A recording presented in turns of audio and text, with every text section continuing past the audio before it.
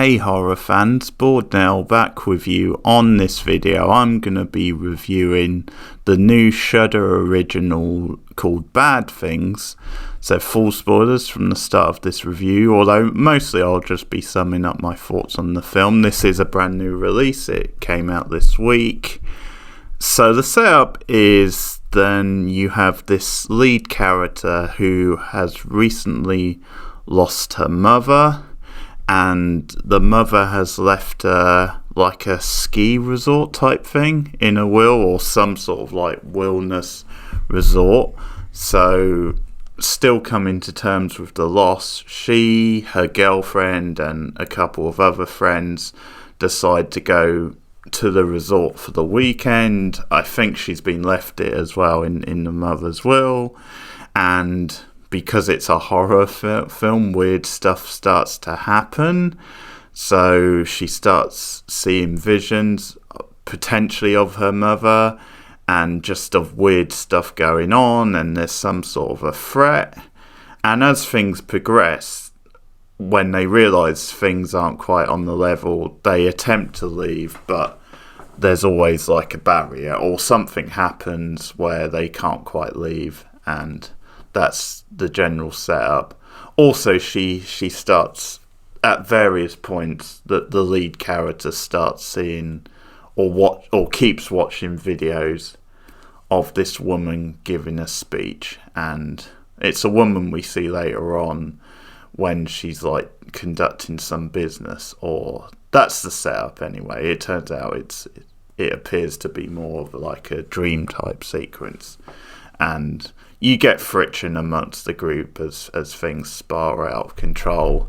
And I'll say Molly Ringwald has a cameo in the movie as well.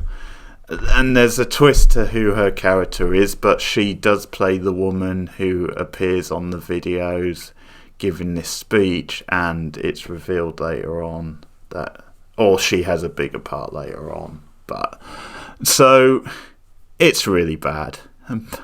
A film called Bad Things, and it's really bad. This is super low budget, and the low budget shows not just in the standard of acting, which is pretty wooden, but it also just shows in the fact that there's no real mood to the setup, no real atmosphere to the scenes, because they're going for like a psychological type thriller with some trippy, unnerving scenes. It's a very slow moving film. In fact, hardly anything happens at times. It's very slow moving and repetitive. But to really make this work, because one of the things they were definitely trying to riff on in the setting and the feel of what was happening was something like The Shining. I think they were definitely going for Shining vibes in this one. But they didn't have the budget, and they didn't have like the directorial flair to really pull that stuff off. And another thing is they had this snowy setting, and a lot of times that's really great for like a horror movie. You can really make it quite distinct and quite eerie with that sort of setting. But they don't use it at all, like, because most of the times you get shots of the outside of the building, not much else, or like the corridors, and them doing these different activities and slowly going out of their mind. So they don't use the setting at all. Again, probably because of the budget maybe, but if the directing was better, I guess they could have done more with that anyway. So the problem is then you just don't care about the characters, or at least I didn't. Like, I thought they were really annoying at times.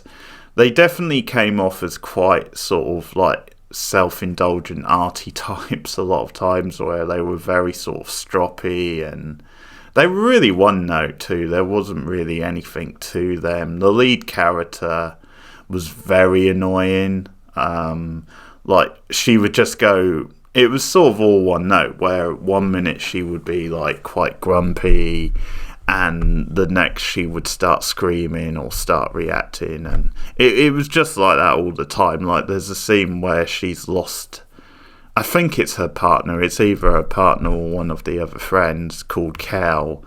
And it just like, she'll be talking normally, and then she'll just scream, "Where's Cal? Where's Cal? Have you seen Cal?" And it's like that, you know, for like the next minute, it seems.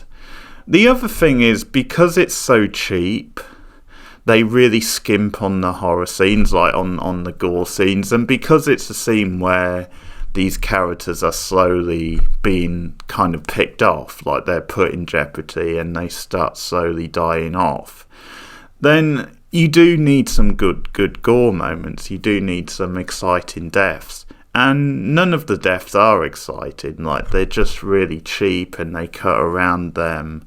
So that's another letdown.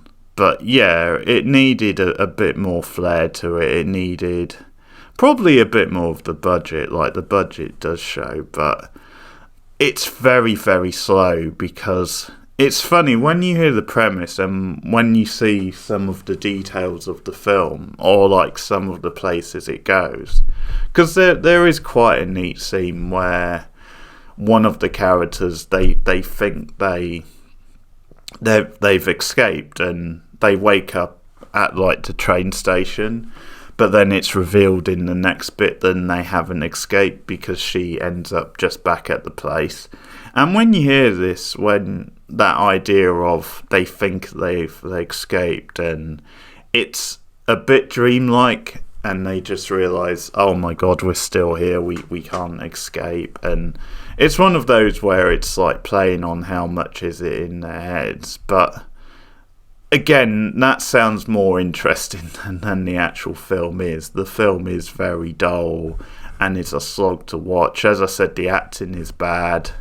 So Molly Ringwald, definitely the best actor in the movie, and she's really only in it a little bit. But the thing with her is the sort of twist is, which I saw coming a mile off, is then she's like the lead character's mother, so she's the one who's actually died.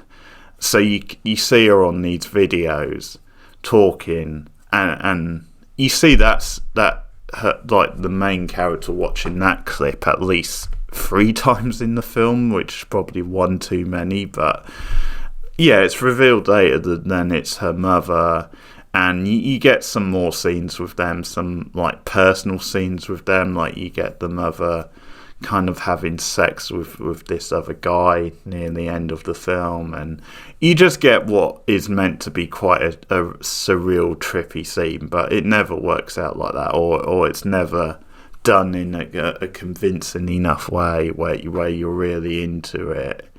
And yeah, but it was predictable. It was pretty obvious that she was going to turn out to be the lead character's mother, and it just a bit of a nothing film. And as me and Rachel have said in the past on horror reviews, the cardinal sin of horror is to be boring. So this is very boring for me. So can't recommend this one. Obviously, if you got Shudder, take a look. It's at least quite a short film.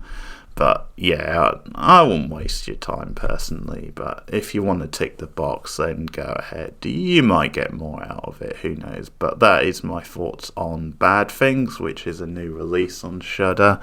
Look out for more horror reviews coming soon on the channel. In fact, something me and Rachel are going to be filming this week is a special worst horror list. So our worst horror movies of all time. Planning to do a top 20 for that. So if that's something you want to take a part in, if you want to have a think about some of your least favourite horror movies, then let me know and get ready for that list, which you can expect on the channel soon. But thanks for listening. Let me know your thoughts of this movie if you've seen it in the comments below. Like and subscribe as always.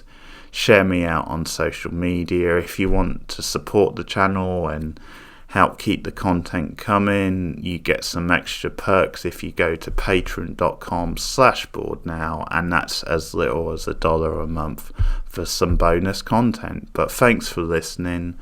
Keep watching scary movies, and I'll see you guys again soon.